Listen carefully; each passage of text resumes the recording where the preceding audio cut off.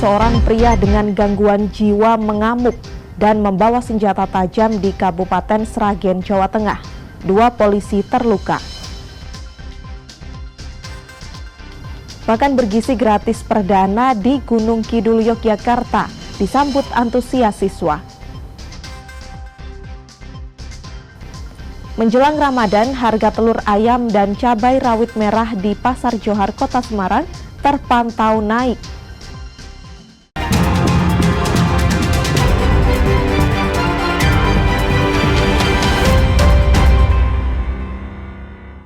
Saudara, apa kabar Anda hari ini? Selain 3 informasi tadi, sejumlah informasi menarik lainnya akan kami hadirkan untuk melengkapi Kompas Jateng hari ini. Selama 30 menit ke depan, Kompas Jateng menyajikan informasi independen dan terpercaya seputar Semarang, Jawa Tengah, dan Yogyakarta. Bersama saya, Gesu Lutfia.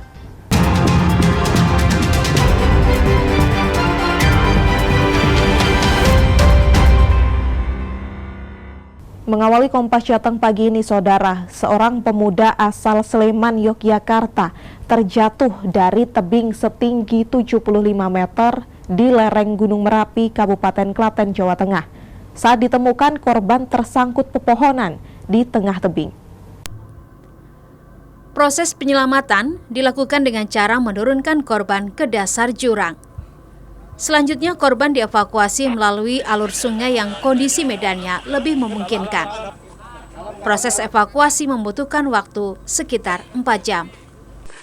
Berdasarkan analisa teman-teman yang semula itu mau kita lakukan pengangkatan dari bawah ke atas, dan hasil dari penilaian teman-teman kemudian dilakukan proses lowering namanya. Jadi korban ini kita turunkan ke dasar, kemudian baru kita evakuasi melalui alur sungai lewat bawah karena dengan kondisi yang lebih memungkinkan. Sebelumnya, korban masuk ke lokasi seorang diri dengan mengendarai sepeda motor yang seharusnya bukan jalur masuk ke lokasi. Terkait penyebab korban bisa jatuh dari tebing setinggi 75 meter di lereng Gunung Merapi, saat ini masih dalam penyelidikan karena korban belum bisa dimintai keterangan.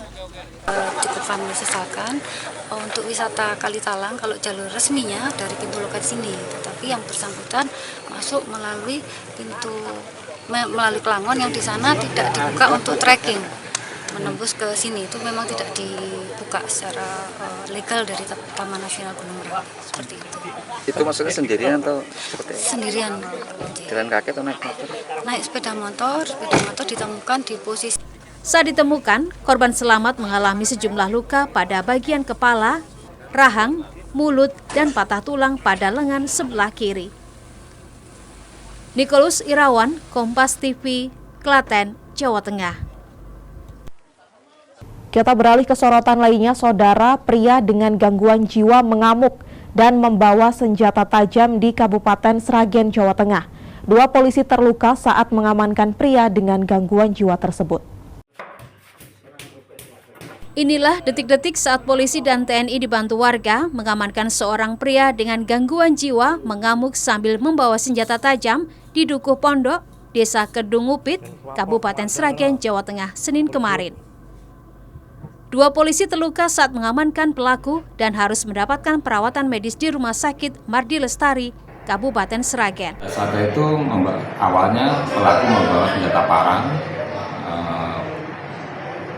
berhasil dibujuk, namun demikian ganti lagi, kebetulan ada senjata samurai yang ada di dinding, diambil untuk menyerang petugas yang akan mengamankan. Menyikapi aksi pelaku yang membahayakan orang lain dan diri sendiri, pelaku dibawa ke Rumah Sakit Jiwa Surakarta untuk direhabilitasi. Nugroho Yuliawan, Kompas TV, Sragen, Jawa Tengah. Informasi lainnya, Saudara, mantan Menteri Koordinator Bidang Politik, Hukum dan Keamanan Mahfud MD mengajak seluruh perguruan tinggi harus mengemban tugas sejarah menjaga negara dengan baik. Mahfud meminta civitas akademik di kampus-kampus Indonesia tetap kritis terhadap program pemerintah. Usai menghadiri acara Musyawarah Nasional Alumni Universitas Islam Indonesia ke-6 yang diselenggarakan di Kota Semarang, Mahfud MD mengajak seluruh perguruan tinggi di Indonesia untuk berani mengkritik dan meluruskan kebijakan pemerintah yang dinilai kurang tepat dan mendukung sepenuhnya program-program pemerintah yang dinilai baik. Mahfud MD juga mengatakan banyak kampus yang fatalis atau menerima apa adanya dan merasa tidak berguna melakukan kritik. Sebaliknya ada juga kampus nihilis atau menganggap yang dilakukan pemerintah adalah salah. Jadi pesan saya yang pokok itu, dunia perguruan tinggi itu sekarang harus mengemban tugas sejarah, yaitu menjaga republik ini dengan sebaik-baiknya. Yang benar dikatakan benar, yang salah yang dikatakan salah. Itulah yang disebut oposisi kritis yang objektif gitu. Makanya kalau ada kesalahan baru kita katakan. Kalau orang membuat program, untuk apa disalahkan? Dia memang punya kewenangan secara konstitusi untuk membuat program dan membuat kebijakan-kebijakan dasar. Karena dia menang pemilu. Sejauh tidak melanggar konstitusi dan itu menurut saya ya tidak apa-apa. Itu orang yang fatalis. Wah udahlah, tidak ada gunanya. Ada juga yang kemudian nihilis, menganggap apa itu yang dikerjakan itu salah semua. Tidak boleh begitu. Pasti ada sisa-sisa yang terbaik. Kita dukung yang baik, yang tidak baik kita luruskan kan gitu. Tidak boleh fatalis, tidak boleh nihilis, tidak boleh skeptik radikal. Artinya semua masalah ditanyakan terus, dipersoalkan terus dasarnya. Tidak selesai-selesai kita, gitu kan? Itu aja, agar kampus itu kembali berperan. Mahfud MD mengingatkan bahwa kampus untuk bisa mempertahankan kembali perannya seperti dulu, yakni menjalankan tugasnya membangun peradaban dan menjaga negara kesatuan Republik Indonesia. Febriana Mila, Kompas TV, Semarang, Jawa Tengah. Makan bergizi gratis perdana di Gunung Kidul, Yogyakarta disambut antusias siswa. Nantikan informasinya usai jeda pariwara berikut ini.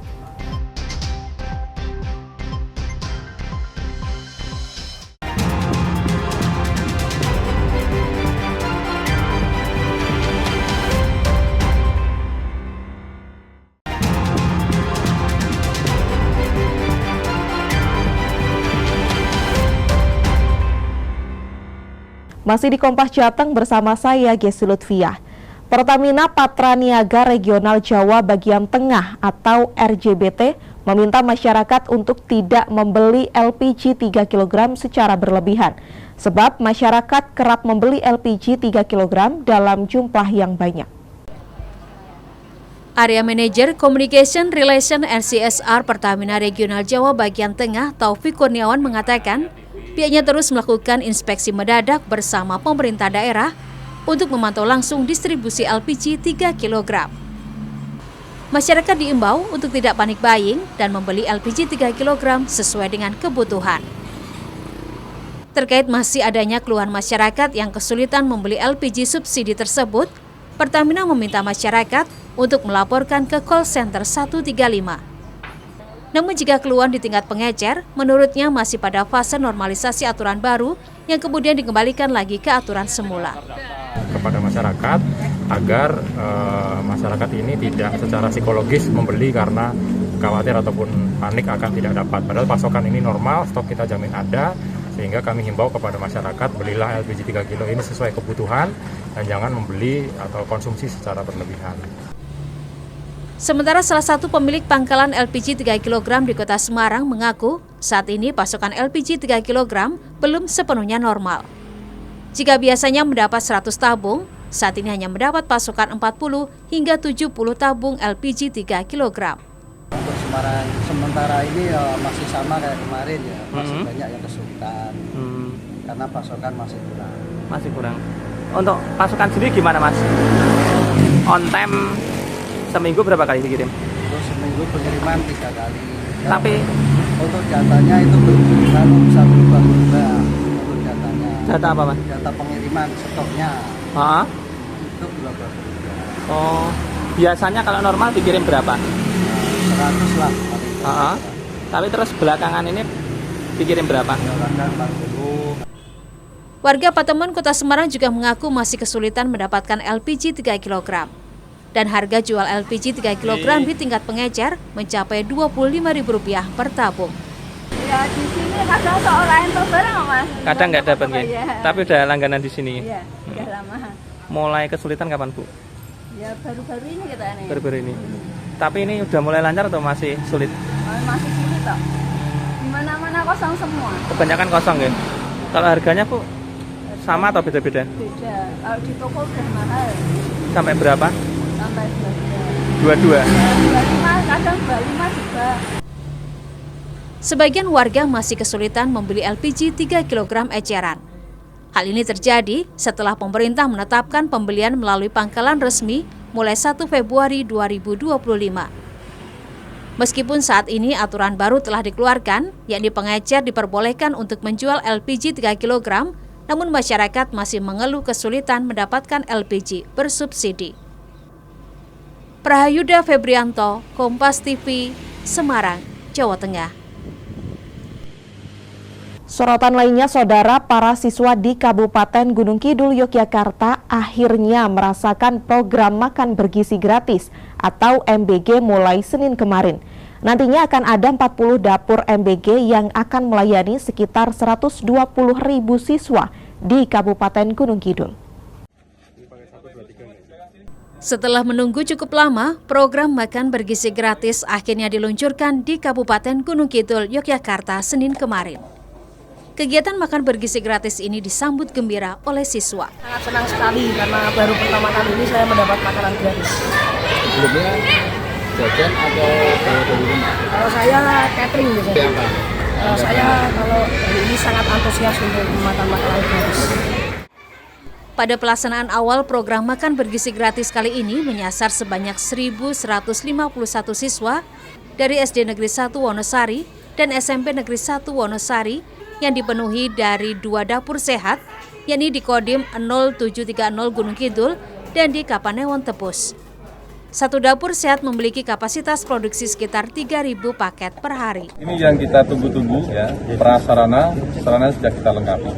Sehingga apa yang dicita-citakan, yang menjadi sebuah harapan, visi-visi pemerintah mulai hari ini akan kita laksanakan di Kabupaten Gunung Kidul. Salah satunya dengan melaunching Kabupaten Gunung Kidul masih membutuhkan 40 dapur sehat untuk melayani sekitar 120.000 siswa sebagai penerima program makan bergizi gratis. Untuk seluruh Kabupaten Gunung Kidul disampaikan dari rekan Forkopimda, kurang lebih hampir ada 40-an dapur yang akan melayani untuk siswa. Karena siswa di Gunung Kidul ini kurang lebih jumlahnya hampir 120. Meski belum optimal, namun pelaksanaan program makan bergizi gratis di Kabupaten Gunung Kidul akan terus dievaluasi agar berjalan sesuai rencana. Ahmadi, Kompas TV, Gunung Kidul, Yogyakarta. Kita bergeser ke Kabupaten Klaten. Meski sebelumnya distribusi makan bergizi gratis belum merata, pemerintah kembali mendistribusikan makan bergizi gratis ke sejumlah daerah. Salah satunya di Kabupaten Klaten, Jawa Tengah, sehingga jumlah siswa penerima program makan bergizi gratis semakin bertambah. Distribusi makan bergizi gratis baru dilakukan di SD Negeri 1 Prambanan dan SMP Negeri 4 Kabupaten Klaten, Jawa Tengah. Makan bergizi gratis ini baru perdana dilakukan di kedua sekolah ini setelah di sekolah lain sudah terlebih dahulu menerimanya. Menu makan bergizi gratis yang diberikan berupa daging ayam, tempe, sayur brokoli, kerupuk, nasi, dan jus jambu. Untuk uji coba makan bergizi gratis di Kabupaten Klaten, Jawa Tengah ini melibatkan 2 catering. Dan kedepannya semakin banyak UMKM yang akan dilibatkan. Mereka ada keunikan ya, biasanya makan sendiri-sendiri, bawa bekal macam-macam.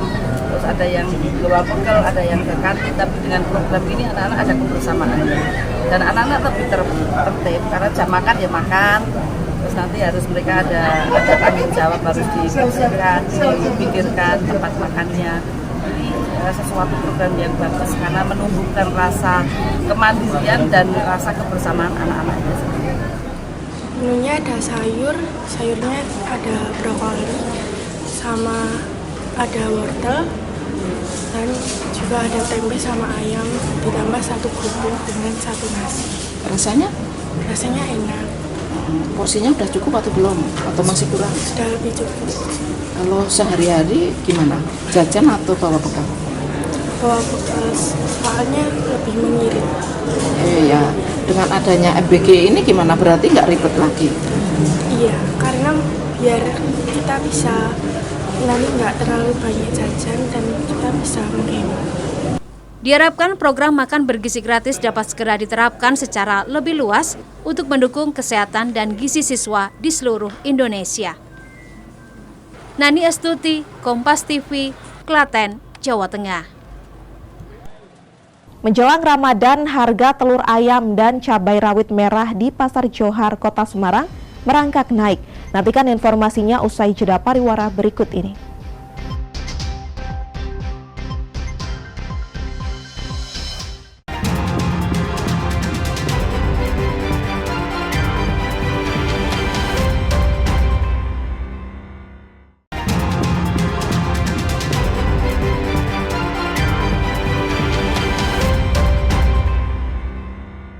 Terima kasih Anda masih di Kompas Jateng bersama saya Gesi Lutfiah.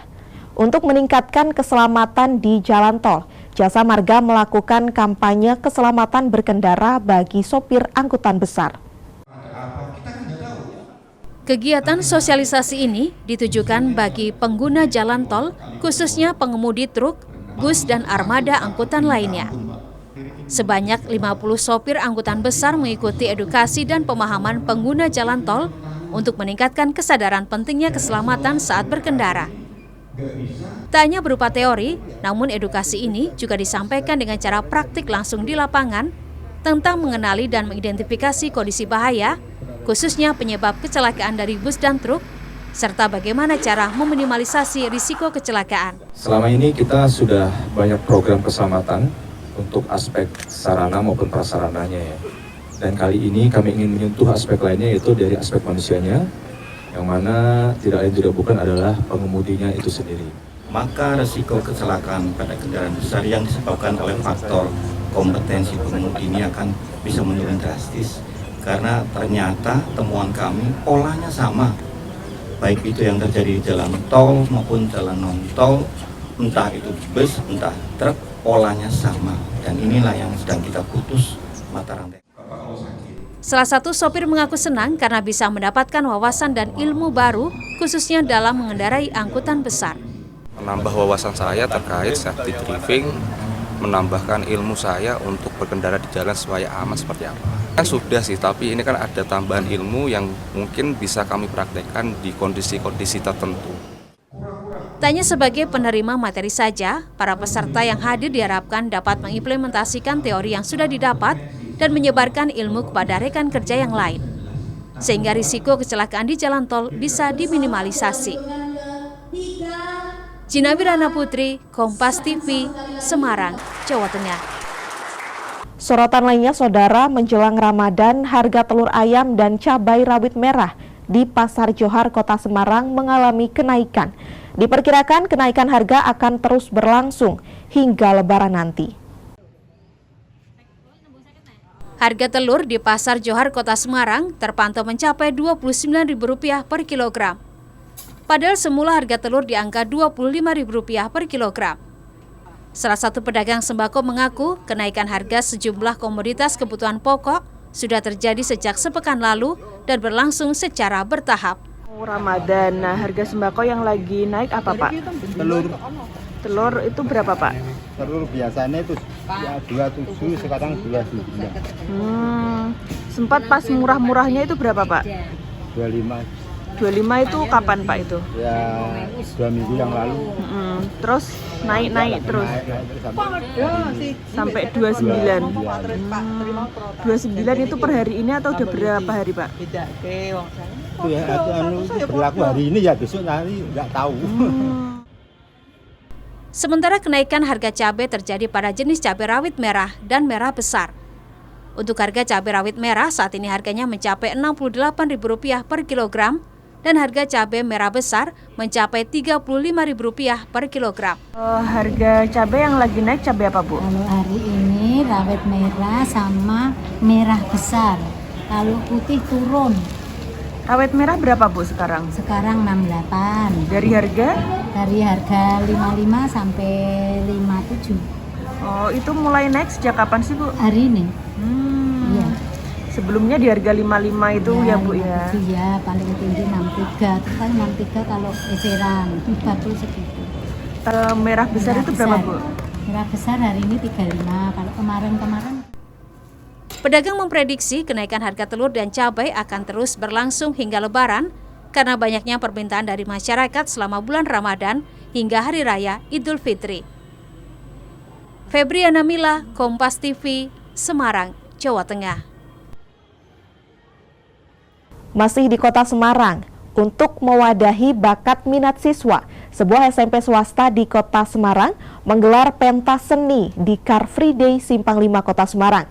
Melalui pentas seni yang ditonton banyak orang ini, diharapkan siswa semakin berani untuk mengeksplor potensi diri di luar sekolah. Beragam cara dilakukan oleh tenaga pendidik untuk mengembangkan jiwa seni dan memupuk rasa percaya diri peserta didiknya. Salah satunya dengan menyelenggarakan pentas seni di tempat umum. Seperti yang dilakukan SMP Islam Terpadu PAPB Semarang. Jika biasanya kegiatan pentas seni digelar di lingkungan sekolah, kali ini pihak sekolah sengaja menggelar pentas seni di area Car Free Day Simpang 5 Kota Semarang agar siswa semakin berani untuk mengeksplor potensi diri di luar sekolah. Ini tempat yang paling bagus untuk anak-anak itu mengeksplor dirinya. Contoh hari ini anak-anak ada yang nari, ada yang tampil vokal, ada yang paskibra, semua ada di sini. Ini menunjukkan bahwa anak-anak kami ini tidak anak-anak yang cengeng, anak-anak yang ada di dalam saja, tapi di luar di PAPB ini dijamin bahwa anak-anak mampu untuk mengeksplor dirinya walaupun berada di tempat-tempat yang terbuka seperti ini. Sementara itu, siswa yang terlibat dalam kegiatan Car Free Day Simpang 5 mengaku senang bisa menunjukkan kemampuan mereka di depan banyak orang. Perasaannya ya senang bisa tampil di depan orang-orang, apalagi ini kali pertama buat tampil di Simpang 5. Memang buat tampil di tempat lain udah sering, tapi kali ini di Simpang 5 kan lebih banyak yang nonton ya. Jadi senang bisa tampil di sini. Senangnya yang pertama senang karena bisa nambah pengalaman juga buat tampil di depan banyak orang. Saya sendiri biar nanti kalau misalnya sewaktu-waktu tampil di depan banyak orang lagi nggak kegiatan. Tak hanya siswa, orang tua siswa juga turut memeriahkan kegiatan ini dengan mengikuti jalan sehat dan senam aerobik. Febriana Mila, Kompas TV, Semarang, Jawa Tengah. Informasi tadi sekaligus mengakhiri Kompas Jateng hari ini. Saya Gesi Lutfiah, mewakili kerabat kerja yang bertugas, mengucapkan terima kasih atas perhatian Anda. Selamat mengikuti acara kami selanjutnya. Kompas TV, independen, terpercaya. Sampai jumpa.